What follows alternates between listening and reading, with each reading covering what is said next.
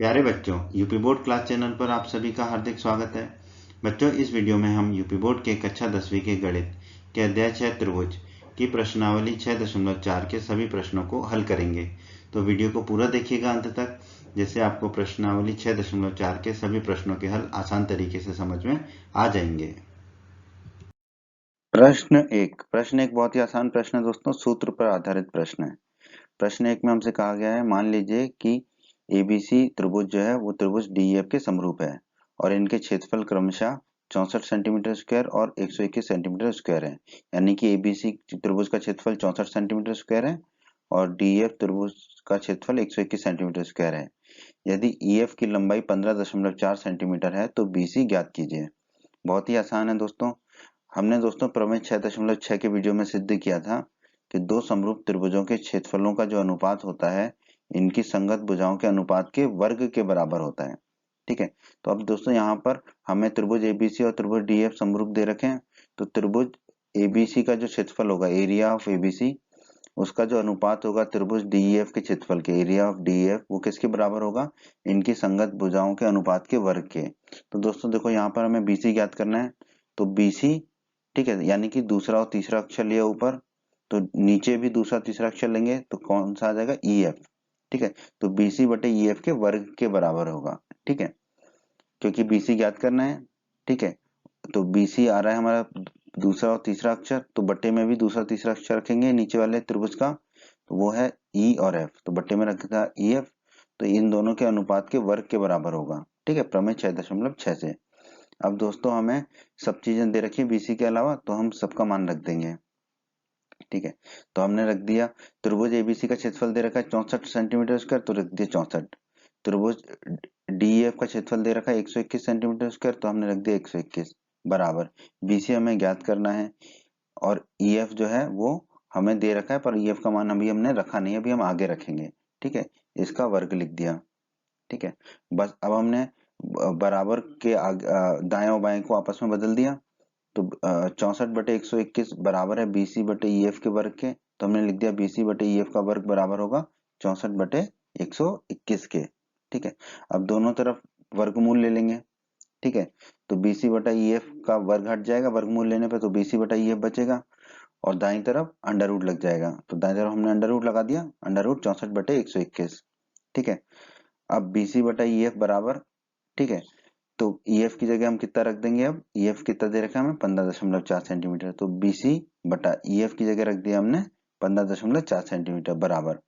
Under root के अंदर 64 को हम लिख सकते हैं 8 गुणा 8, 8 8 64 होता है, और बटे में 121 को लिख सकते हैं हम 11 गुणा 11, क्योंकि 11 गुणा 11 होता है 121।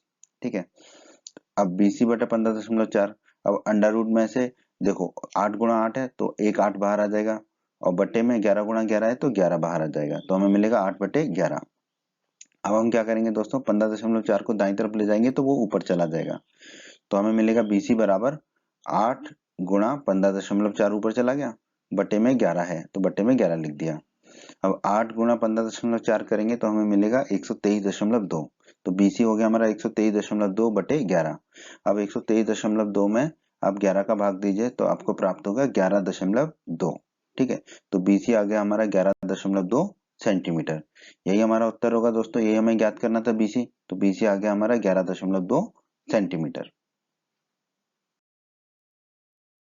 प्रश्न 2 बहुत ही आसान प्रश्न है दोस्तों। प्रश्न 2 में हमसे कहा गया है एक समलंब एबीसीडी, तो हमने एक समलंब बना लिया एबीसीडी जिसमें ए बी डीसी के समांतर है, ए बी और डीसी समानांतर हैं।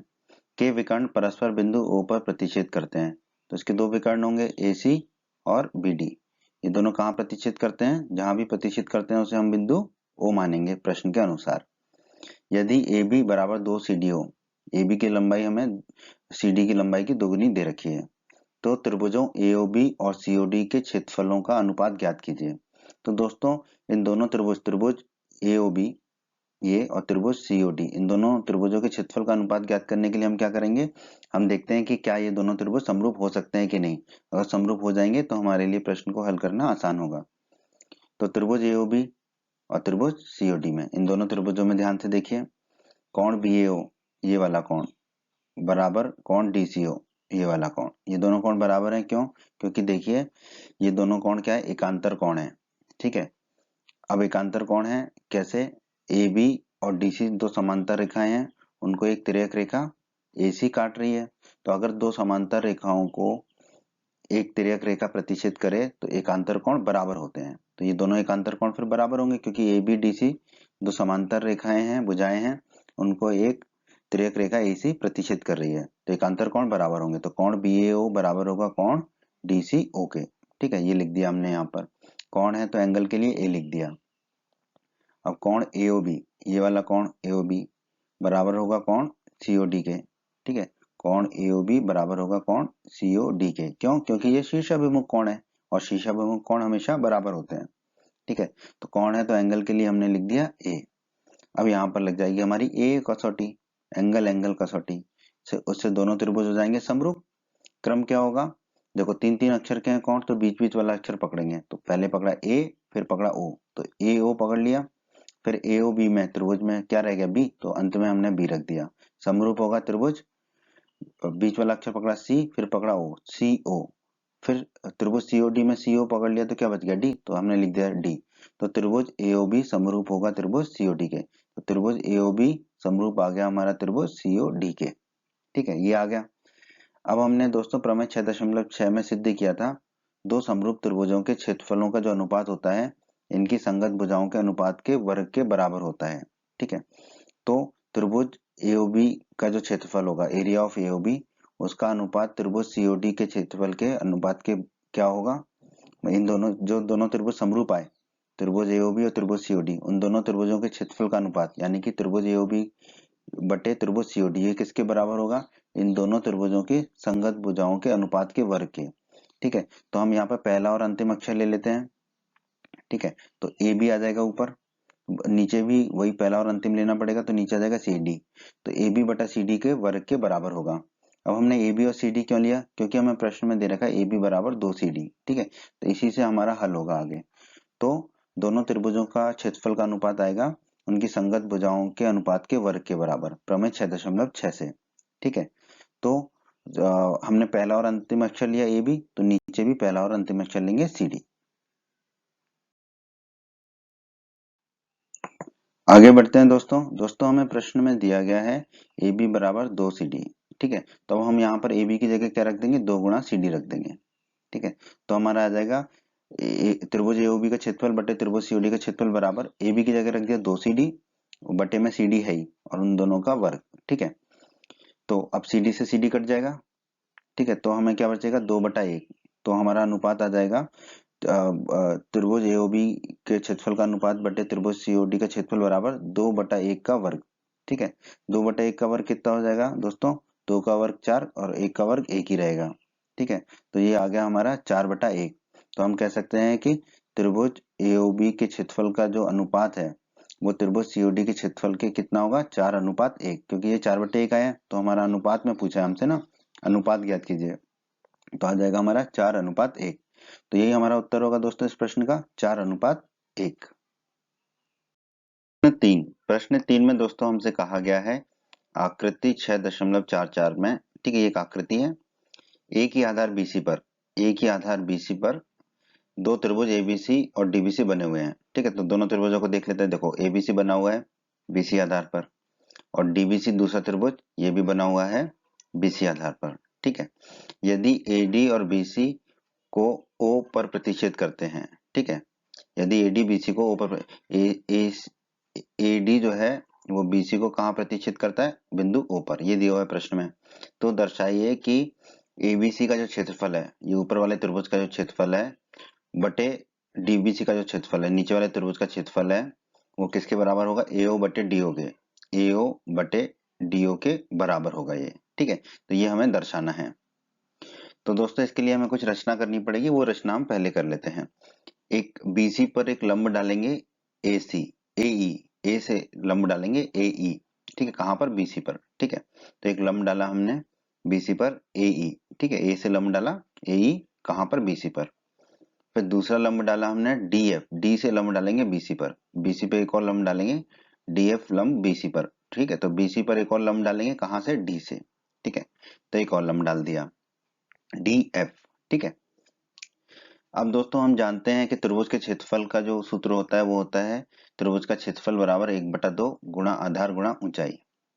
अब दोस्तों त्रिभुज ABC का क्षेत्रफल, ये वाले त्रिभुज का क्षेत्रफल क्या होगा, इसका आधार 1/2 तो लिख दिया हमने, गुणा आधार, आधार कितना है BC, और आधार पर लंब क्या है AE, तो आधार की जगह रख दिया BC और ऊंचाई हो गई हमारी AE। ठीक है, लंब और ऊंचाई एक ही चीज होती है। अब त्रिभुज DBC का क्षेत्रफल, त्रिभुज DBC ये है, इसका क्षेत्रफल भी क्या होगा 1/2 लिख दिया, गुणा आधार, इसका भी आधार कितना है BC है, और इस आधार से ऊंचाई कितनी है DF। ठीक है, ऊंचाई कितनी है DF, क्योंकि लंब जो डाला है वो हमने DF डाला है, तो ऊंचाई की जगह लिख दिया हमने DF। अब इन दोनों त्रिभुजों के क्षेत्रफल का अनुपात ले लेते हैं। ठीक है, त्रिभुज ABC के क्षेत्रफल में भाग दे देते हैं त्रिभुज DBC के क्षेत्रफल में। ठीक है, तो त्रिभुज ABC का क्षेत्रफल कितना है 1/2 गुणा BC गुणा E, तो वो लिख दिया, बट्टे में क्या लिख देंगे, जो त्रिभुज DBC का क्षेत्रफल है 1/2 गुणा BC गुणा DF, तो हमने लिख दिया 1/2 गुणा BC गुणा DF। अब देखिए 1/2 ऊपर है 1/2 नीचे, आपस में कट जाएगा, BC ऊपर है BC नीचे, आपस में कट जाएगा, तो त्रिभुज ABC का क्षेत्रफल बटे त्रिभुज DBC का क्षेत्रफल, ये कितना आ जाएगा दोस्तों हमारा AE बटा DF, क्योंकि यही शेष रह जाएगा AE बटा DF। ठीक है, इसे हम मान लेंगे दोस्तों समीकरण 1। आगे बढ़ते हैं दोस्तों, त्रिभुज EOA। ठीक है, त्रिभुज EOA ये वाला त्रिभुज, और त्रिभुज FOD इस त्रिभुज में। ठीक है, हम देखते हैं कि हमें क्या मिलता है, कोण E बराबर कोण F। देखिए कोण E कितने का होगा 90 डिग्री का, क्योंकि लंब है ये, और कोण F भी कितना होगा यहाँ पर 90 डिग्री का। ठीक है, ये दोनों कोण कितने के होंगे, हमने बाहर दिखाया पर ये अंदर वाले कोण होंगे दोनों 90 डिग्री के। ठीक है, जगह नहीं थी तो अंदर नहीं दिखा पाए हम ना, पर इधर वाला कोण 90 है तो इधर वाला भी 90 होगा, उसी प्रकार ये 90 है तो ये भी 90 डिग्री का होगा। तो कोण E बराबर कोण F दोनों 90 डिग्री हैं। एंगल के लिए हमने A लिख दिया कोण के लिए, और कोण O बराबर कोण, ये वाला कोण O, ठीक है, इस वाले कोण O के बराबर होगा। क्यों, क्योंकि दोनों क्या है शीर्षाभिमुख कोण है, तो हमने लिख दिया, कोण है तो एंगल के लिए A लिख दिया हमने। ठीक है, अब दो एंगल बराबर हो गए, दो कोण बराबर हो गए, तो A कसौटी से दोनों जो त्रिभुज हैं वो हमारे समरूप हो जाएंगे। क्रम देख लेते हैं, EO। ठीक है, EO लिखा, अब त्रिभुज में क्या बच गया A, तो अंत में A लिख दिया, तो त्रिभुज EOA समरूप होगा त्रिभुज FO। ठीक है, दोनों कोणों का पहला पहला अक्षर मतलब जो भी अक्षर है वो लिखा FO उसी क्रम में, फिर त्रिभुज FOD में क्या बच गया D, तो अंत में लिख दिया D। तो त्रिभुज EOA समरूप होगा त्रिभुज FOD के, किस कसौटी से, AA कसौटी से। अब दोस्तों अध्याय 6 के परिचय के वीडियो में हमने पढ़ा था कि यदि दो त्रिभुज समरूप हो तो समरूप त्रिभुजों की संगत भुजाएं एक ही अनुपात में होती हैं। तो दोस्तों यहाँ पर ध्यान दीजिए, हम लिख रहे हैं तीसरा अक्षर फिर दूसरा अक्षर, यानी कि AO। ठीक है, तो AO लिखा, बट्टे में फिर दाईं तरफ भी वैसे ही करेंगे, तीसरा और दूसरा अक्षर, तीसरा अक्षर है D, दूसरा है O, तो बट्टे में लिख दिया DO बराबर। ठीक है, फिर तीसरा और पहला अक्षर लिख रहे हैं, तीसरा अक्षर है A, पहला है E, तो AE, बट्टे में दाईं तरफ भी वैसे ही करना पड़ेगा, तीसरा और पहला, तीसरा है D और पहला है F, तो बट्टे में लिख दिया हमने DF। ठीक है, तीसरा D है पहला F है तो DF, तो बट्टे में DF लिख दिया, तो हमें मिल रहा है AO बटा DO बराबर AE बटा DF। इसे कह देंगे हम समीकरण 2। दोस्तों समीकरण 1 और समीकरण 2 को ध्यान से देखिए, दोनों में दाईं तरफ क्या है AE बटा DF, AE बटा DF, तो इसका मतलब क्या है दोनों के बाईं तरफ भी आपस में बराबर होंगे। ठीक है, तो हम लिख देंगे समीकरण 1 बराबर समीकरण 2। इसका मतलब क्या होगा कि त्रिभुज ABC का क्षेत्रफल बटे त्रिभुज DBC का क्षेत्रफल किसके बराबर होगा, AO बटा DO के, क्योंकि ये दोनों ही किसके बराबर हैं AE बटे DF के। तो हमारा आ गया त्रिभुज ABC का क्षेत्रफल बटे त्रिभुज DBC का क्षेत्रफल बराबर AO बटा DO। और दोस्तों प्रश्न में हमें यही दर्शाना था, तो दोस्तों यही हमारे इस प्रश्न का उत्तर है। प्रश्न 4 में दोस्तों हमसे कहा गया है यदि दो समरूप त्रिभुजों के क्षेत्रफल बराबर हों तो सिद्ध कीजिए कि वे त्रिभुज सर्वांगसम होते हैं। तो दोस्तों हम मान लेते हैं कि दो त्रिभुज ABC और DEF हैं जो कि समरूप है, जो प्रश्न में दिया गया है। तो जो दो समरूप त्रिभुज दे रखे हैं वो हमने मान लिया, एक त्रिभुज है हमारा ABC और दूसरा है DEF, ये दोनों त्रिभुज समरूप है, ये प्रश्न में दिया गया है। ठीक है, और प्रश्न में क्या दिया गया है हमको कि इन दोनों समरूप त्रिभुजों के क्षेत्रफल बराबर हैं, तो त्रिभुज ABC का क्षेत्रफल बराबर होगा त्रिभुज DEF के क्षेत्रफल के, ये प्रश्न में दिया गया है। ठीक है, दो समरूप त्रिभुजों के क्षेत्रफल बराबर हो। ठीक है, अब दोस्तों प्रमेय 6.6 के वीडियो में हमने सिद्ध किया था दो समरूप त्रिभुजों के क्षेत्रफलों का जो अनुपात होता है वो इनकी संगत भुजाओं के अनुपात के वर्ग के बराबर होता है। ठीक है, हमने वहां निकाला था कि अगर दो त्रिभुज समरूप हैं, ठीक है, तो उन दोनों त्रिभुजों के क्षेत्रफलों का अनुपात, ठीक है, यहाँ पर कौन से त्रिभुज समरूप हैं, एबीसी और डीएफ, तो एबीसी और डीएफ का जो क्षेत्रफल होगा दोनों त्रिभुजों का, वो क्या होगा, इनकी संगत भुजाओं के अनुपात के वर्ग के बराबर होगा, प्रमेय 6.6 से। ठीक है, तो हम लिख देंगे त्रिभुज एबीसी का क्षेत्रफल बटे त्रिभुज डीएफ का क्षेत्रफल बराबर ए बी बटा डी, पहला और दूसरा अक्षर लिया, का वर्ग बराबर दूसरा तीसरा अक्षर लेंगे बीसी बटा ई एफ का वर्ग बराबर तीसरा और पहला अक्षर लिया सी ए और एफ डी, सी ए बटे एफ डी का वर्ग। ठीक है, ये आ जाएगा। अब दोस्तों प्रश्न में दे रखा है दोनों समरूप त्रिभुजों का क्षेत्रफल बराबर है, तो त्रिभुज डीएफ का जो क्षेत्रफल है वो त्रिभुज एबीसी के क्षेत्रफल के बराबर है। तो यहाँ पे त्रिभुज डीएफ के क्षेत्रफल की जगह हम क्या रख देंगे, एबीसी का क्षेत्रफल, तो हमने यहाँ नीचे बट्टे में रख दिया एबीसी का क्षेत्रफल। ठीक है, बाकी चीज वैसे की वैसे ही लिख दी हमने।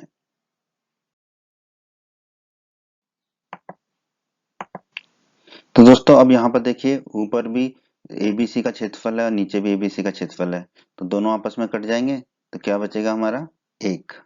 ठीक है, तो हमने लिख दिया एक बराबर में, बाकी पद लिख दिए जो थे। ठीक है, अब बस हम क्या करेंगे, ये बराबर में एक बाईं तरफ है तो इसको दाईं तरफ ले जाएंगे। ठीक है, बस तो हमने लिख दिया, बाकी सारे पद एक साथ लिख दिए और बराबर एक को दाईं तरफ लिख दिया।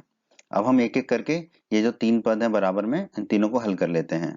ठीक है, तो सबसे पहले हम ले लेते हैं ए बी बटा डी का वर्ग बराबर एक। ठीक है, बराबर एक लिख लिया, दोनों तरफ अंडर रूट लेंगे, तो ये इधर क्या बचेगा, ए बी बटा डी, और एक का अंडर रूट एक ही होता है। ठीक है, तो ए बी बटा डी आ जाएगा एक। अब डी को दाईं तरफ ले जाएंगे तो ऊपर चला जाएगा, एक से गुणा होगा तो डी रह जाएगा, तो ए बी बराबर हमें मिलेगा डी। इसी प्रकार अब दूसरा पद ले लेते हैं, बी सी बटा ई एफ का वर्ग बराबर एक, तो हमने ले लिया बी सी बटा ई एफ का वर्ग बराबर एक। यहाँ पर भी दोनों तरफ जो है अंडर रूट ले लेंगे, तो बी सी बटा ई एफ का अंडर रूट लेंगे तो ये वर्ग हट जाएगा। ठीक है, घात दो हट जाएगा तो बचेगा बी सी बटा ई एफ, और एक का अंडर रूट एक ही होता है। ठीक है, अब ई एफ को दाईं तरफ ले जाएंगे तो एक से गुणा हो जाएगा। ठीक है, तो एक से गुणा होगा तो ई एफ ही रहेगा, तो बी सी बराबर हमें मिलेगा ई एफ। अब तीसरे पद को देख लेते हैं, तीसरा पद है सी ए बटे एफ डी का वर्ग बराबर एक, वो लिख लिया हमने।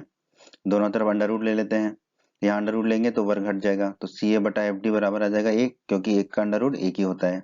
अब एफ डी को दाईं तरफ ले जाएंगे तो एक से गुणा होगा, ऊपर जाके एक से गुणा होगा तो एफ डी गुणा एक एफ डी होगा, तो सी ए बराबर आ जाएगा हमारा एफ डी। आगे बढ़ते हैं दोस्तों त्रिभुज एबीसी और त्रिभुज डीईएफ में, त्रिभुज एबीसी और त्रिभुज डीईएफ में। ठीक है, इन दोनों त्रिभुजों में देखते हैं हम, ए बी बराबर डी निकाला था हमने। ठीक है, तो ए बी बराबर डी लिख दिया, भुजा है तो साइड के लिए एस लिख दिया हमने। फिर हमने निकाला था बी सी बराबर ई एफ, तो हमने लिख दिया बी सी बराबर ई एफ, भुजा है तो साइड के लिए एस लिख दिया। फिर हमने निकाला था सी ए बराबर एफ डी। ठीक है, तो हमने सी ए बराबर एफ डी लिख दिया, भुजा है तो साइड के लिए एस लिख दिया। ठीक है, तो अब देखो ये जो है एस एस एस नियम से क्या होगा, दोनों त्रिभुज सर्वांग सम हो जाएंगे। ठीक है, एस एस एस नियम के द्वारा। ठीक है, तो दोनों त्रिभुज जो है सर्वांग सम हो जाएंगे। ठीक है, अब इसका क्रम देख लेते हैं, हालांकि जरूरत नहीं है, हमें तो इतना ही सिद्ध करना था कि दोनों त्रिभुज सर्वांग सम होंगे। फिर भी क्रम देख लेते हैं। ठीक है, तीनों भुजाओं का पहला पहला अक्षर पकड़ लेते हैं, तो ए बी सी, इधर भी पहला पहला अक्षर पकड़ लेते हैं डी ई एफ। ठीक है, तो त्रिभुज ए बी सी सर्वांग सम है त्रिभुज डी ई एफ के। ठीक है, और यही हमें सिद्ध करना था। ठीक है, दर्शाना था। ठीक है, तो यही हमारे इस प्रश्न का उत्तर है दोस्तों। प्रश्न पांच में दोस्तों हमसे कहा गया एक त्रिभुज एबीसी की भुजाएं ए बी बी सी और सी ए के मध्य बिंदु क्रमशः डी ई और एफ हैं। ठीक है, तो एक त्रिभुज बना लिया दोस्तों हमने एबीसी, यहाँ पर ए बी का मध्य बिंदु क्या है, डी। ठीक है, तो ए बी का मध्य बिंदु ले लिया हमने डी, बी सी का मध्य बिंदु क्या है ई, तो बी सी का मध्य बिंदु ले लेंगे ई, और सी ए का मध्य बिंदु क्या है एफ, तो सी ए का मध्य बिंदु ले लिया एफ। ठीक है, तो हमसे कहा गया है कि त्रिभुज डीएफ और त्रिभुज एबीसी के क्षेत्रफलों का अनुपात ज्ञात कीजिए। तो डी और एफ को मिला दिया हमने, डी और ई को मिला दिया और ई और एफ को मिला दिया। ठीक है, अब एक ये त्रिभुज बन गया डी एफ। ठीक है, तो इस त्रिभुज डी एफ का और त्रिभुज एबीसी जो बड़ा त्रिभुज है एबीसी, इसके क्षेत्रफलों का अनुपात ज्ञात करने को हमसे कहा गया है। तो दोस्तों कक्षा 9 में हमने एक प्रमेय पढ़ी थी, मध्य बिंदु प्रमेय। ठीक है, ये प्रमेय हमसे दो बात कहती थी, उन दोनों बातों में से हमें एक बात की आवश्यकता है यहाँ पर। कि किसी त्रिभुज की किन्हीं दो भुजाओं के मध्य बिंदुओं को मिलाने वाला रेखाखंड तीसरी भुजा का आधा होता है और उसके समांतर भी होता है। ठीक है, पर हमें समांतर की आवश्यकता नहीं है, हमें आधे की आवश्यकता है। ठीक है, तो किसी त्रिभुज के किन्हीं दो भुजाओं के मध्य बिंदुओं को मिलाने वाला रेखाखंड तीसरी भुजा का आधा होता है। ये मध्य बिंदु प्रमेय में हमने कक्षा 9 में पढ़ा था। तो दोस्तों यहाँ पर देखिए, जो डी है, ठीक है, वो सी ए का आधा होगी। क्यों? क्योंकि देखिए डी ए बी का मध्य बिंदु है और ई बी सी का मध्य बिंदु है। तो ए बी और बी सी के मध्य बिंदुओं को मिलाने वाला रेखाखंड इस त्रिभुज की तीसरी भुजा यानी कि ए सी का आधा होगा, यानी कि डी जो है वो सी ए या ए सी का आधा होगा। तो हमने लिख दिया डी बराबर 1/2 सी ए। उसी प्रकार, ठीक है, क्या करेंगे हम, सी ए को नीचे ले जाएंगे। ठीक है, बाईं तरफ आएगा तो नीचे चला जाएगा, तो डी बटा सी ए कितना आ जाएगा, 1/2। तो डी बटा सी आ गया हमारा 1/2। अब अब आप ध्यान दीजिए इसमें ई एफ में और ए बी में। ठीक है, देखो ई जो है बी सी का मध्य बिंदु है और एफ ए सी का मध्य बिंदु है। ठीक है, इसका मतलब इन दोनों भुजाओं के मध्य बिंदुओं को मिलाने वाला रेखाखंड अर्थात ई एफ त्रिभुज की तीसरी भुजा अर्थात ए बी का आधा होगा। तो हमने लिख दिया ई एफ बराबर 1/2 ए बी। ठीक है, अब ए बी को बाईं तरफ ले जाएंगे तो बट्टे में चला जाएगा, तो ई एफ बटा ए बी हो जाएगा 1/2। अब हमने लिखा एफ डी बराबर 1/2 बी सी। ठीक है, इसको ध्यान से देखिए। ठीक है, देखो डी और एफ, डी जो है ए बी का मध्य बिंदु है, एफ जो है ए सी का मध्य बिंदु है। इन दोनों मध्य बिंदुओं को मिलाने वाला रेखाखंड त्रिभुज की तीसरी भुजा यानी कि बी सी का आधा होगा। तो हमने लिख दिया एफ डी। ठीक है, एफ डी बराबर 1/2 बी सी, ये लिख दिया हमने। अब बीसी को बाईं तरफ लाएंगे तो बट्टे में चला जाएगा, तो एफ डी बटा बीसी हो जाएगा 1/2। ठीक है, अब दोस्तों ध्यान से देखिए त्रिभुज डी एफ त्रिभुज सी ए बी में। ठीक है, त्रिभुज डी एफ ये वाला और त्रिभुज सी ए बी ये पूरा बड़ा वाला त्रिभुज। ठीक है, इन दोनों त्रिभुजों में, ठीक है, डी एफ ये पीला पीले से हमने दर्शा दिया। अब यहाँ देखिए डी बटा सी ए 1/2 है, ई एफ बटा ए बी भी 1/2 है, एफ डी बटा बी सी भी 1/2 है। तो यहाँ हमने लिख दिया डी बटा सी ए बराबर ई एफ बटा ए बी बराबर एफ डी बटा बी सी बराबर 1/2। ठीक है, इसका मतलब क्या है कि एस एस एस कसौटी से ये दोनों त्रिभुज क्या हो जाएंगे, समरूप हो जाएंगे। ठीक है, क्यों? क्योंकि इन दोनों त्रिभुजों की संगत भुजाओं का अनुपात एक ही है। कितना है, 1/2 बराबर अनुपात में है। ठीक है, अब आ जाती है बात क्रम की। ठीक है, तो देखो ऊपर देखिए ध्यान से, पहले हम डी से चले ई, फिर ई से चले एफ, फिर एफ से वापस आ गए डी पर। ठीक है, तो हमारा क्रम क्या हो जाएगा, पहला पहला अक्षर पकड़ लीजिए डी ई एफ, त्रिभुज डी एफ। दाईं तरफ भी देखिए सी से चले ए, फिर ए से चले बी, फिर बी से आ गए सी पर। तो पहला पहला अक्षर पकड़ लीजिए सी ए बी, तो लिख दिया हमने सी ए बी। तो त्रिभुज डी एफ समरूप होगा त्रिभुज सी ए बी के।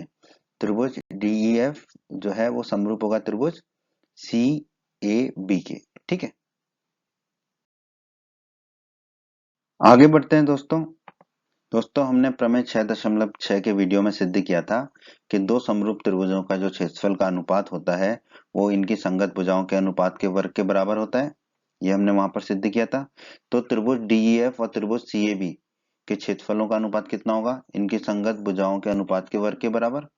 तो हमने लिख दिया त्रिभुज डीईएफ का क्षेत्रफल बटे त्रिभुज सीएबी का क्षेत्रफल बराबर डीई बटा सीए का वर्ग बराबर ईएफ बटा ए बी का वर्ग बराबर एफ डी बटा बीसी का वर्ग। ठीक है, अब ये तीनों का अनुपात कितना है, 1/2 है। ठीक है, तो इनकी जगह क्या रख देंगे हम, 1/2। तो त्रिभुज डीएफ का क्षेत्रफल बटे त्रिभुज एबीसी का क्षेत्रफल जो है कितना आ गया हमारा, 1/2 के वर्ग। ठीक है, अब देखिए यहाँ पर ध्यान दीजिए, हमने त्रिभुज सी ए बी का क्षेत्रफल लिखा था। ठीक है, त्रिभुज सी ए बी, ठीक है, या कह लें त्रिभुज एबीसी एक ही बात है, क्योंकि क्षेत्रफल तो वही रहेगा। क्षेत्रफल के लिए क्रम की आवश्यकता नहीं होती है। तो हम त्रिभुज सी ए बी का क्षेत्रफल कहें या त्रिभुज एबीसी का क्षेत्रफल कहें, एक ही बात है। ठीक है, तो यहाँ हमने बट्टे में लिख दिया त्रिभुज एबीसी का क्षेत्रफल, सीएबी की जगह एबीसी कर दिया। क्रम का कोई महत्व नहीं है क्षेत्रफल में। ठीक है, बराबर होता है क्षेत्रफल। ठीक है, तो जो सीएबी का क्षेत्रफल होगा त्रिभुज का, वही त्रिभुज एबीसी का क्षेत्रफल होगा, क्योंकि त्रिभुज तो वही है। तो त्रिभुज डीएफ का क्षेत्रफल बटे त्रिभुज एबीसी का क्षेत्रफल, त्रिभुज सीएबी की जगह हमने लिख दिया त्रिभुज एबीसी यहाँ पर। ठीक है, और डी बटा सी ए कितना है, 1/2, तो हमने लिख दिया 1/2 और वर्ग है तो वर्ग लिख दिया। ठीक है, अब इसको हल कर लेते हैं। 1 का वर्ग 1 होगा और 2 का वर्ग होगा 4, तो ये हो जाएगा 1/4। ठीक है, तो त्रिभुज डीएफ का क्षेत्रफल बटे त्रिभुज एबीसी का क्षेत्रफल कितना है 1/4, यानी कि त्रिभुज डीएफ और त्रिभुज एबीसी के क्षेत्रफलों का अनुपात कितना आया 1/4। तो हमने लिख दिया त्रिभुज डीएफ के क्षेत्रफल का अनुपात त्रिभुज एबीसी के क्षेत्रफल बराबर कितना है 1/4। तो हमारा उत्तर क्या होगा इस प्रश्न का दोस्तों 1/4।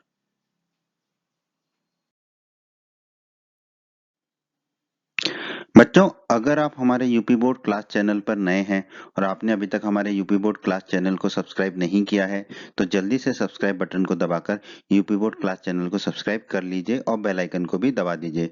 इससे आपको क्या फायदा होगा, जब भी हमारा कोई नया वीडियो आएगा तो उसका नोटिफिकेशन सबसे पहले आपको मिलेगा। और जब भी आप यूट्यूब में वीडियोज को सर्च करेंगे तो आपको हमारे चैनल के वीडियोज ऊपर नजर आने लगेंगे। बच्चों, इस अध्याय के बाकी सभी वीडियोज को देखने के लिए आप कभी भी आई बटन पर क्लिक कर सकते हैं। आई बटन पर क्लिक करने से आपको इस अध्याय के बाकी सभी वीडियोस के लिंक मिल जाएंगे। प्रश्न 6 में दोस्तों हमसे कहा गया है सिद्ध कीजिए कि दो समरूप त्रिभुजों के क्षेत्रफलों का अनुपात इनकी संगत मध्यिकाओं के अनुपात का वर्ग होता है। ठीक है दोस्तों, तो दोस्तों हम मान लेते हैं कि दो त्रिभुज हैं एबीसी और पीक्यूआर, ये समरूप हैं क्योंकि ये प्रश्न में दिया गया है दो समरूप त्रिभुजों के। तो वो दो त्रिभुज हमने मान लिया एक एबीसी त्रिभुज है और एक पीक्यूआर त्रिभुज है।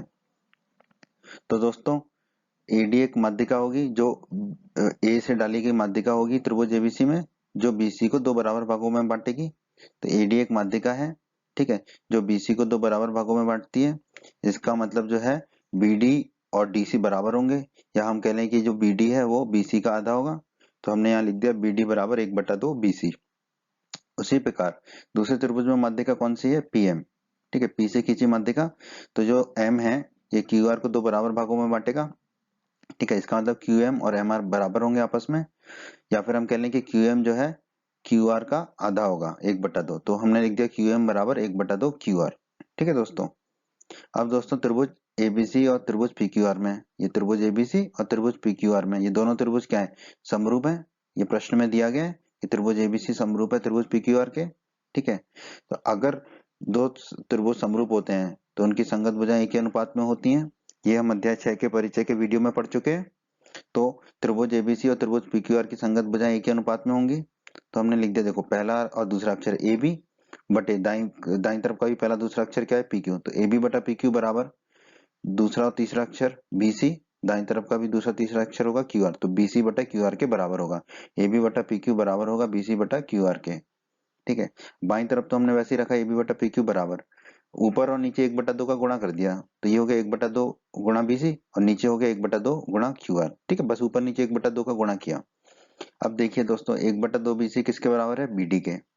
ठीक है, तो 1/2 बीसी की जगह रख देंगे हम बीडी। तो देखो ए बी बटा पी क्यू को तो वही रख दिया, 1/2 बीसी की जगह रख दिया बीडी। उसी प्रकार बट्टे में क्या था 1/2 क्यू आर, और 1/2 क्यू आर कितना है दोस्तों हमारा क्यू एम के बराबर। तो 1/2 क्यू आर की जगह हम क्या रख देंगे क्यू एम। तो ए बी बटा पी क्यू हमारा आ जाएगा बी डी बटा क्यू एम के बराबर। इसे हम मान लेंगे समीकरण 1। दोस्तों हमें दे रखा है ये दोनों त्रिभुज आपस में समरूप है, त्रिभुज एबीसी और त्रिभुज पीक्यूआर। तो दोस्तों अध्याय 6 के परिचय के वीडियो में हमने पढ़ा था समरूप त्रिभुजों के संगत कोण बराबर होते हैं। तो इन दोनों त्रिभुजों के भी संगत कोण बराबर होंगे। तो हमने बीच वाला अक्षर पकड़ा दोनों त्रिभुजों का। तो कोण बी बराबर होगा कोण क्यू के। ठीक है, कोण बी ये है और कोण क्यू ये है, ये दोनों कोण आपस में बराबर होंगे। ठीक है, इससे हम कह देंगे दोस्तों समीकरण 2। दोस्तों बात कर लेते हैं त्रिभुज एबीडी और त्रिभुज पीक्यूएम की। ये है त्रिभुज एबीडी हमारा, जिसे हमने पीले रंग से दिखाया त्रिभुज एबीडी, और यह है त्रिभुज पीक्यूएम जिसे हमने लाल रंग से दिखाया है। ठीक है, इन दोनों त्रिभुजों में समीकरण 2 में हमने निकाला था कोण बी बराबर कोण क्यू। तो हमने लिख दिया कोण बी बराबर कोण क्यू समीकरण 2 से। कोण बी और कोण क्यू आपस में बराबर हैं। ठीक है, और समीकरण 1 में निकाला था हमने ए बी बटा पी क्यू बराबर है बी डी बटा क्यू एम के। तो हमने लिख दिया ए बी बटा पी क्यू बराबर है बी डी बटा क्यू एम के समीकरण 1 से। ठीक है, अब आप ध्यान दीजिए त्रिभुज एबीडी में कोण बी को बनाने वाली भुजाएं हैं ए बी और बी डी, और त्रिभुज पीक्यूएम में कोण क्यू को बनाने वाली भुजाएं हैं पी क्यू और क्यू एम। तो यहाँ पर देखिए कोण बी को बनाने वाली भुजाओं का जो अनुपात है, ठीक है, कोण बी और कोण क्यू को बनाने वाली भुजाओं का जो अनुपात है, यानी कि ए बी बटा पी क्यू, ठीक है, बराबर होना चाहिए, बराबर है बी डी बटा क्यू एम के। ठीक है। तो ए बी बटा पी क्यू बराबर है बी डी बटा क्यू एम के। इसका मतलब क्या निकला कि कोण बी और कोण क्यू को बनाने वाली भुजाओं का अनुपात जो है दोनों त्रिभुजों में बराबर है। तो यहाँ पर हमारी कौन सी कसौटी लग जाएगी, एस एस की कसौटी। ठीक है, एस एस की कसौटी से ये दोनों त्रिभुज हो जाएंगे हमारे समरूप। तो हम कह देंगे दोनों त्रिभुज समरूप हो गए। अब इनका क्रम की बात कर लेते हैं। तो देखो कोण को तो बीच में लिखते हैं, तो बी को बीच में लिखा हमने। फिर हम बाईं तरफ वाले त्रिभुज की बात कर रहे हैं। पहले कोण को बीच में लिखा, पहली भुजा कोण पे खत्म होगी, हो रही है बी पर, तो ए जो है सबसे पहले लिख देंगे, पहला अक्षर जो है भुजा का, तो ए लिख दिया। फिर दूसरी भुजा कौन से शुरू होगी, तो दूसरी भुजा का जो दूसरा अक्षर है वो तीसरा अक्षर होगा हमारा। तो हो गया त्रिभुज एबीडी समरूप होगा त्रिभुज। अब कौन क्या है इसमें, दाईं तरफ क्यू, तो हमने क्यू को बीच में रखा। अब बट्टे में देखिए पहली भुजा क्यू पे खत्म हो रही है कौन पे, तो पहली भुजा का पहला अक्षर हमारा पहला अक्षर हो जाएगा। दूसरी भुजा कौन से शुरू हो रही है क्यू से, तो दूसरी भुजा का दूसरा अक्षर जो है वो हमारा अंतिम अक्षर होगा, तीसरा अक्षर। तो हमें मिलेगा त्रिभुज पीक्यूएम। तो त्रिभुज एबीडी समरूप हो गया त्रिभुज पीक्यूएम के। दोस्तों अध्याय 6 के परिचय के वीडियो में हमने पढ़ा था समरूप त्रिभुजों की संगत भुजाएं एक ही अनुपात में होती हैं। तो त्रिभुज एबीडी और त्रिभुज पीक्यूएम की संगत भुजाएं एक ही अनुपात की होंगी। तो यहाँ पर देखिए पहला और दूसरा अक्षर लिया हमने ए बी, तो दाईं तरफ वाला भी पहला और दूसरा लेंगे यानी कि पी क्यू। तो ए बी बटा पी क्यू किसके बराबर होगा। अब हमने पहला और तीसरा अक्षर लिया यानी कि ए डी, दाईं तरफ भी पहला और तीसरा लेंगे यानी कि पी एम, तो बराबर होगी ए डी बटा पी एम के। तो ए बी बटा पी क्यू होगा हमारा ए डी बटा पी ए डी बटा पी एम के बराबर। ठीक है, इसे हम मान लेंगे दोस्तों समीकरण 3। हमने समीकरण 3 को लिख लिया। और दोस्तों हमें प्रश्न में ही दे रखा है कि दोनों त्रिभुज समरूप हैं एबीसी और पीक्यूआर। ठीक है, दो समरूप त्रिभुज हैं। तो दोस्तों हमने प्रमेय 6.6 के वीडियो में सिद्ध किया था कि दो समरूप त्रिभुजों के क्षेत्रफलों का जो अनुपात है इनकी संगत भुजाओं के अनुपात के वर्ग के बराबर होता है। तो त्रिभुज एबीसी का क्षेत्रफल बटे त्रिभुज पीक्यूआर का क्षेत्रफल क्या होगा, इनकी संगत भुजाओं के अनुपात के वर्ग के बराबर। तो पहला दूसरा अक्षर ले लिया ए बी, बटे में भी पहला दूसरा अक्षर लेंगे यानी कि पीक्यू, तो ए बी बटे पीक्यू के वर्ग के बराबर होगा। ठीक है, अब देखिए समीकरण 3 में ए बी बटा पी क्यू किसके बराबर है, ए डी बटा पी एम के। तो हम ए बी बटा पी क्यू की जगह रख देंगे ए डी बटा पी एम। ठीक है, तो हमने बस ए बी बटा पी क्यू की जगह रख दिया ए डी बटा पी एम। तो हमारा आ गया कि दोनों त्रिभुजों के क्षेत्रफल का अनुपात कितना आ गया, ए डी बटा पी एम के वर्ग के बराबर। ए डी भी हमारी माध्यिका थी, ठीक है, और पी एम भी माध्यिका थी, यानी कि दोनों त्रिभुजों के क्षेत्रफल का अनुपात क्या आ गया हमारे, इनकी संगत माध्यिकाओं के अनुपात के वर्ग के बराबर आ गया। ठीक है, तो हम कह सकते हैं कि अतः दो समरूप त्रिभुजों के क्षेत्रफल का अनुपात इनकी संगत माध्यिकाओं के अनुपात का वर्ग होता है। यही हमें सिद्ध करना था इस प्रश्न में, तो हमने सिद्ध कर दिया। तो यही हमारे इस प्रश्न का उत्तर है दोस्तों।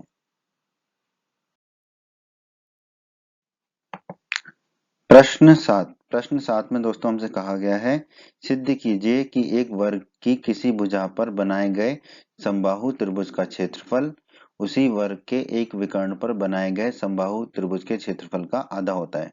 ठीक है दोस्तों, समबाहु त्रिभुज क्या होता है, समबाहु त्रिभुज वो त्रिभुज होता है जिसकी तीनों भुजाओं की लंबाई बराबर होती है और उस त्रिभुज के तीनों कोण जो है 60 डिग्री के होते हैं। ठीक है, तो प्रश्न को हम पहले बना लेते हैं। हमें कहा गया एक वर्ग, ठीक है, तो हम मान लेते हैं कि ABCD एक वर्ग है जिसकी प्रत्येक भुजा की लंबाई कितनी है, a है, क्योंकि हम जानते हैं वर्ग की प्रत्येक भुजा की लंबाई समान होती है। ठीक है, तो हमने ABCD एक वर्ग बना लिया जिसकी प्रत्येक भुजा की लंबाई a है। ठीक है, अगर किसी चतुर्भुज की भुजा की लंबाई a है तो उसके विकर्ण की लंबाई कितनी होगी, √2a। ठीक है, ये हम जानते हैं। ठीक है, तो इसके विकर्ण BD की लंबाई कितनी होगी, √2a। अब हमसे कहा गया है कि वर्ग की एक भुजा पर समबाहु त्रिभुज बनाया। ठीक है, वर्ग की किसी एक भुजा पर बनाए गए समबाहु त्रिभुज। ठीक है, तो हम वर्ग की भुजा AB पर एक समबाहु त्रिभुज बना लेते हैं, त्रिभुज ABE। ठीक है, तो त्रिभुज ABE बना लिया हमने। अब समबाहु त्रिभुज है तो इसकी सभी भुजाओं की लंबाई कितनी होगी, a होगी। ठीक है, क्योंकि वर्ग की भुजा पर बनाया है तो वर्ग की भुजा की लंबाई a है। और अगर वर्ग की भुजा पर एक समबाहु त्रिभुज बनाया तो समबाहु त्रिभुज की बाकी भुजाओं की लंबाई भी कितनी होगी, a ही होगी। ठीक है, तो हमने एक त्रिभुज बना दिया त्रिभुज ABE समबाहु त्रिभुज। ठीक है, समबाहु त्रिभुज ABE बना दिया वर्ग की भुजा AB पर। उसी प्रकार हमने वर्ग के विकर्ण BD पर एक समबाहु त्रिभुज बना दिया त्रिभुज BFD। ठीक है, तो वर्ग का विकर्ण जो BD है इस पर हमने एक त्रिभुज बना दिया BFD समबाहु त्रिभुज। तो समबाहु त्रिभुज है तो इसमें तीनों भुजाओं की लंबाई कितनी होगी, जितनी BD की लंबाई है। ठीक है, यानी कि √2a, तो हमने लिख दिया √2a √2a। ठीक है। तो इस तरह से हमने ये दोनों त्रिभुज बना लिए, एक वर्ग की भुजा पर और एक वर्ग के विकर्ण पर। आगे बढ़ते हैं दोस्तों। हम जानते हैं दोस्तों समबाहु त्रिभुज के सभी कोण 60 डिग्री के होते हैं। त्रिभुज ए बी जो है हमारा समबाहु त्रिभुज है, तो इसके तीनों कोण 60 डिग्री के होंगे, हमने बना दिए। उसी प्रकार त्रिभुज बी एफ डी, ये भी जो है समबाहु त्रिभुज है, तो इसके भी तीनों कोण 60 डिग्री के होंगे, तो हमने बना दिए। अब दोस्तों त्रिभुज ए बी और त्रिभुज डी बी एफ में, ठीक है, त्रिभुज ए बी नीचे वाला समबाहु त्रिभुज और ऊपर वाला समबाहु त्रिभुज डी बी एफ, ठीक है। इसमें देखिए कोण ए बराबर कोण डी, कोण ए और कोण डी दोनों 60 डिग्री के हैं, ठीक है, तो दोनों बराबर होंगे, ठीक है। तो हमने लिख दिया कोण ए बराबर कोण डी, कोण है तो एंगल के लिए ए लिख दिया। इसी प्रकार कोण बी बराबर कोण बी, पर ये वाला कोण बी और ये वाला कोण बी, ठीक है, त्रिभुज ए बी का कोण बी और त्रिभुज बी एफ डी का कोण बी या डी बी एफ का कोण बी, ठीक है, ये दोनों 60 डिग्री के हैं, ठीक है। तो ये दोनों कोणों को हमने बराबर लिख दिया, कोण है तो एंगल के लिए ए लिख दिया। और कोण ई बराबर कोण एफ, कोण ई 60 डिग्री का है, कोण एफ भी 60 डिग्री का है, दोनों 60 डिग्री के हैं, ठीक है, दोनों कोण आपस में बराबर है, तो कोण ई बराबर कोण एफ लिख दिया। कोण है तो एंगल के लिए ए लिख दिया। अब ए कसौटी द्वारा, कोण कोण कोण कसौटी द्वारा, एंगल एंगल एंगल कसौटी द्वारा दोनों त्रिभुज क्या होंगे, समरूप होंगे, ठीक है। क्रम क्या होगा, बस कोणों के क्रम में लिख देंगे, ए बी ई, त्रिभुज ए बी समरूप होगा त्रिभुज डी बी एफ के, ठीक है। तो त्रिभुज ए बी समरूप आ गया हमारा त्रिभुज डी बी एफ के। तो यहाँ पे हमने निकाल दिया कि दोनों जो समबाहु त्रिभुज हैं, त्रिभुज ए बी नीचे वाला और त्रिभुज डी बी एफ ऊपर वाला, ठीक है, दोनों त्रिभुज क्या है, समरूप हैं, ठीक है। वैसे भी दोस्तों अध्याय 6 के परिचय के वीडियो में हम पढ़ चुके हैं कि जो समबाहु त्रिभुज होते हैं वो समरूप ही होते हैं, ठीक है, फिर भी हमने यहाँ पर उसको सिद्ध किया। अब दोस्तों प्रमेय 6.6 के वीडियो में हम सिद्ध कर चुके हैं कि दो समरूप त्रिभुजों के क्षेत्रफलों का जो अनुपात होता है इनकी संगत भुजाओं के अनुपात के वर्ग के बराबर होता है। यहाँ पे हमारे दोनों त्रिभुज समरूप हैं, ए बी और डी बी एफ, तो इनके इन दोनों त्रिभुजों के क्षेत्रफलों का अनुपात किसके बराबर होगा, इनकी संगत भुजाओं के अनुपात के वर्ग के बराबर होगा। तो हमने लिख दिया यहाँ पर त्रिभुज ए बी का क्षेत्रफल बटे त्रिभुज डी बी एफ का क्षेत्रफल, ये किसके बराबर होगा, इनकी संगत भुजाओं के वर्ग के बराबर।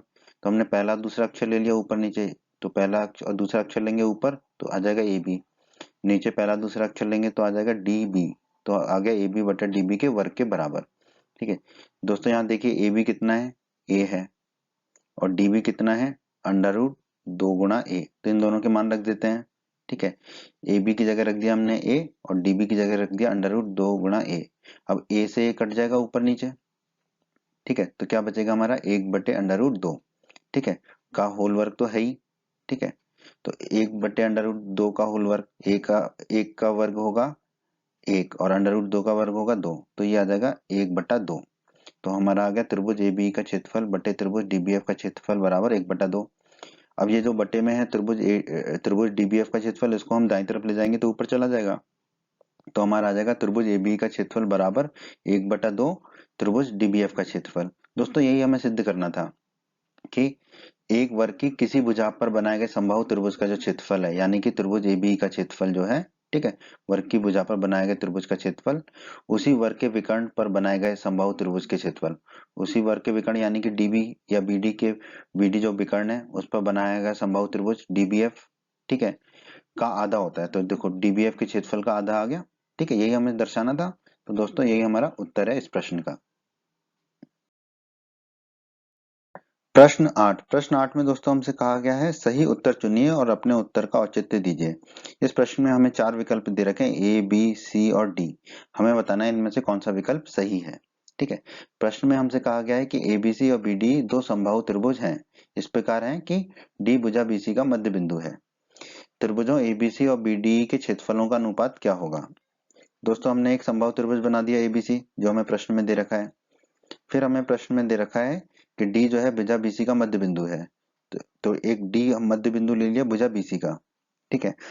अब दोस्तों ध्यान दीजिए कि बीसी बराबर 2 बीडी होगा, कैसे, डी भुजा बीसी का मध्य बिंदु है, इसका मतलब जो है बीडी जो है वो बीसी का आधा होगा, इसका मतलब बीसी जो है बीडी का 2 गुना होगा, तो हमने लिख दिया बीसी बराबर 2 गुना बीडी, ठीक है। और हमें दे रखा है एबीसी और बीडी दो समबाहु त्रिभुज हैं, ठीक है। तो दोस्तों हम जानते हैं, वैसे तो अध्याय 6 के परिचय के वीडियो में हमने पढ़ा था कि दो समबाहु त्रिभुज हमेशा समरूप होते हैं, फिर भी हम इन दोनों त्रिभुजों को समरूप इस प्रश्न में सिद्ध कर देंगे। ठीक है, आप चाहे तो सीधे सीधे भी लिख सकते हैं कि दो समबाहु त्रिभुज जो है समरूप होते हैं। तो एबीसी तो समबाहु त्रिभुज है, इसकी तीनों भुजाएं बराबर हैं। अब हमें बीडी एक त्रिभुज बनाना है जो समबाहु त्रिभुज हो। तो बीडी की लंबाई तो यहाँ पर निश्चित हो गई है, तो उसी लंबाई की और दो भुजाएं लेनी होंगी हमने। तो हमने ले ली डीई और बी। ठीक है, ये जो है बीडी के बराबर ही होंगी, तो बीडी भी हमारा एक समबाहु त्रिभुज हो जाएगा। अब दोस्तों हम बचपन से पढ़ते आए हैं समबाहु त्रिभुज के सभी कोण कितने होते हैं, 60 डिग्री के होते हैं। ठीक है, तो कोण ए जो है त्रिभुज एबीसी में कोण ए 60 डिग्री होगा, कोण बी 60 डिग्री होगा और कोण सी 60 डिग्री होगा। उसी प्रकार त्रिभुज बीडी में भी तीनों कोण 60 डिग्री होंगे, तो कोण बी तो 60 डिग्री लिख ही लिया, कोण डी भी 60 डिग्री होगा और कोण ई भी 60 डिग्री होगा।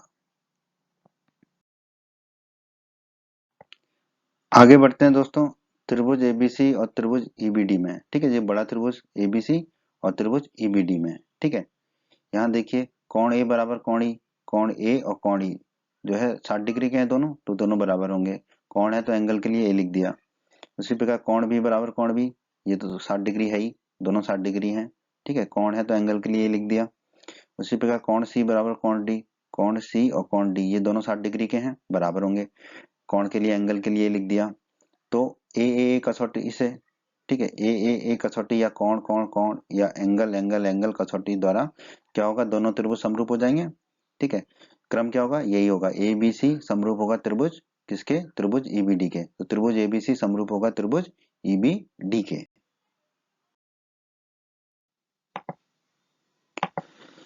तो दोस्तों त्रिभुज एबीसी और त्रिभुज ईबीडी जो है समरूप त्रिभुज है, ये हमने निकाल लिया। और शुरू में हमने निकाला था कि बीसी बराबर 2 बीडी होगा, बीसी जो है 2 बीडी के बराबर होगा क्योंकि डी मध्य बिंदु है बीसी का। अब दोस्तों अध्याय 6 की प्रमेय 6.6 के वीडियो में हमने सिद्ध किया था दो समरूप त्रिभुजों के क्षेत्रफलों का अनुपात इनकी संगत भुजाओं के अनुपात के वर्ग के बराबर होता है। और यहाँ पर त्रिभुज एबीसी और त्रिभुज ईबीडी जो है समरूप है। ठीक है, तो इन दोनों त्रिभुजों के क्षेत्रफल का अनुपात क्या होगा, इनकी संगत भुजाओं के अनुपात के वर्ग के बराबर होगा। तो त्रिभुज एबीसी का क्षेत्रफल बटे त्रिभुज ईबीडी का क्षेत्रफल बराबर किसके होगा, संगत भुजाओं के अनुपात के वर्ग। तो हम यहाँ पर दूसरा और तीसरा अक्षर पकड़ रहे हैं, दूसरा और तीसरा अक्षर है बी और सी, तो बटे में भी दूसरा तीसरा अक्षर पकड़ेंगे यानी कि बीडी। तो बीसी बटा बीडी ये संगत भुजाएं होंगी के वर्ग के बराबर होगा। ठीक है, अब यहाँ पर बीसी की जगह हम क्या रख सकते हैं, 2 गुणा बीडी, तो बस बीसी की जगह यहाँ पर रख देंगे 2 गुणा बीडी। ठीक है, बाकी सब वही लिखा हमने, बीसी की जगह लिख दिया 2 गुणा बीडी। ठीक है, ऊपर बीडी है नीचे बीडी आपस में कट जाएगा, तो ये बचेगा 2/1। ठीक है, तो ये लिख दिया हमने 2/1 का वर्ग है तो वर्ग। ठीक है, अब ऊपर था त्रिभुज एबीसी का क्षेत्रफल, नीचे था त्रिभुज ईबीडी का क्षेत्रफल। ठीक है, अब देखिए त्रिभुज ईबीडी का क्षेत्रफल का है या त्रिभुज बीडी का क्षेत्रफल का है, एक ही बात है। क्षेत्रफल के लिए क्रम का कोई महत्व नहीं होता क्योंकि त्रिभुज ईबीडी और त्रिभुज बीडीई एक ही त्रिभुज है। तो हमने त्रिभुज ईबीडी के क्षेत्रफल की जगह लिख दिया यहाँ पर त्रिभुज बीडीई का क्षेत्रफल, क्योंकि बात एक ही है, क्षेत्रफल में क्रम का कोई महत्व नहीं होता है। ठीक है, अब आप देखिए 2 का वर्ग हो जाएगा 4 और बट्टे में 1 का वर्ग हो जाएगा 1, तो ये आ जाएगा त्रिभुज एबीसी का क्षेत्रफल बटे त्रिभुज बीडीई का क्षेत्रफल बराबर 4/1। यानी कि त्रिभुज एबीसी के क्षेत्रफल का अनुपात त्रिभुज बीडीई के क्षेत्रफल के साथ कितना आ रहा है, 4:1। तो हमने लिख दिया त्रिभुज एबीसी का क्षेत्रफल अनुपात त्रिभुज बीडी का क्षेत्रफल कितना हो गया, 4:1।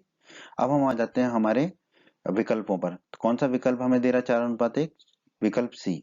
ठीक है, विकल्प सी दे रहा है हमें 4:1, तो हमारे इस प्रश्न का उत्तर होगा विकल्प सी अर्थात 4:1।